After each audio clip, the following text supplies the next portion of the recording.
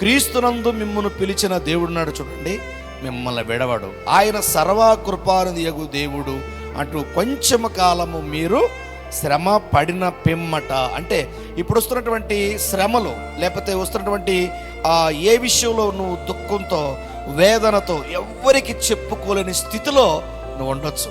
నీ బాధలు మనుషుల దగ్గరికి వెళ్తే ఎంతమందికి నువ్వు చెప్పుకున్నా వారు పైకి మాట్లాడతారే కానీ మన శ్రమని మన బాధని ఎవరూ తీసేయలేరు. కానీ వాగ్దానం ఇచ్చిన దేవుడు నమ్మదగిన దేవుడు కాబట్టి ఆయన ఏమంటున్నాడో తెలుసా? సర్వకృపానిధియగు దేవుడు కొంచెము కాలము మీరు శ్రమ పడిన పిమ్మట తానే, అంటే ఆయనే జోక్యం చేసుకుంటాడు. చూడండి మీ శ్రమల్లో, అబ్బా ఎంత చక్కటి మాట, చప్పుడు కొట్టి ఆనందించండి అందరూ కూడా. ఎంత చక్కటి మాటలది. ఆయనే తానే మిమ్మును పూర్ణులుగా చేసి, దేనిలో నుంచి?